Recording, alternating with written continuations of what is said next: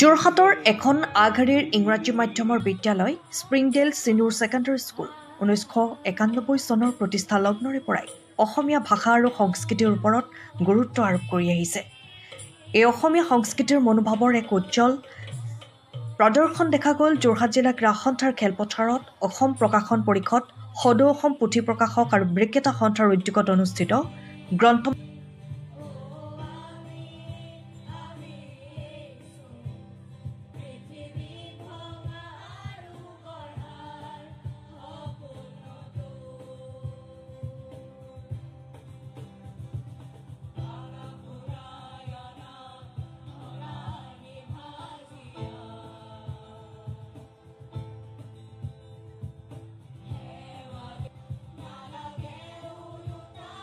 তেওঁৰ গানে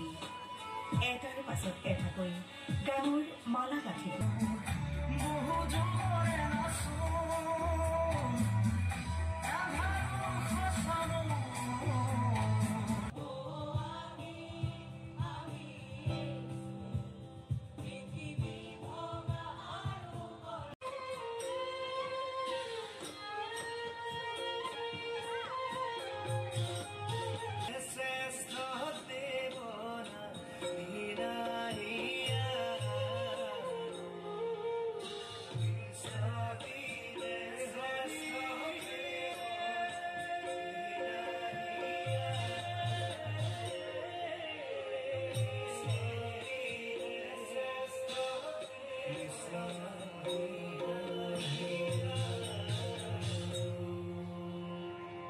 তেওঁৰ গানে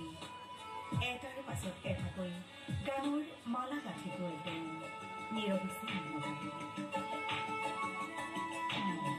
পাখি পাখিয়ে মন পাখি লগা মোৰ মন পাখি মেলি যাও রে পাখি মেলি যাও রে জাকি মারি গই না মেরি অহা পদুরি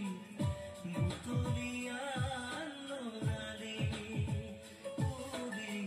পাখি মেলি যাও রে দেউতার হাহিরে আই হতে উরি রোদে বরফুমে মারি আজরি হে আবেলি ওরে পাখি মেলি যাও রে অরেখা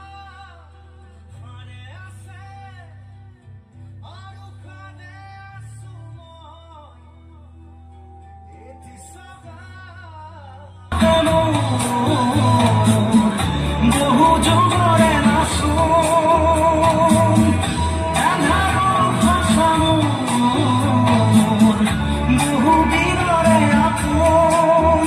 নিজর জানোর শেখো ভাবো তোমার প্রতিশোধকর প্রভাতী ফুলে তোমাকে মোর কথা প্রতি মেঘালি নিশা জলে তোমাকে মোর ব্যথা তোমার হাতে বহু জোরে নাচো আধারো খসানো বহু দিনরে আপন নিজর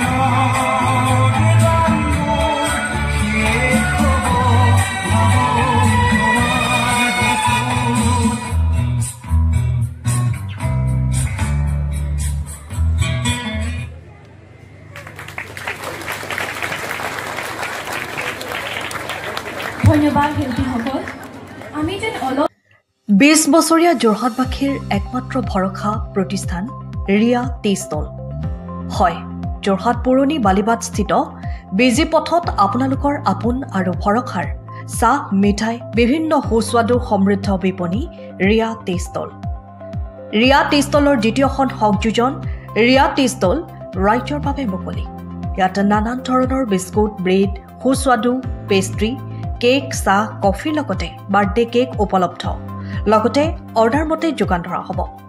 তেনেহলে পলম নকৰি আহক আপোনালোকৰ প্ৰিয় বিপণী ৰিয়া টি ষ্টললৈ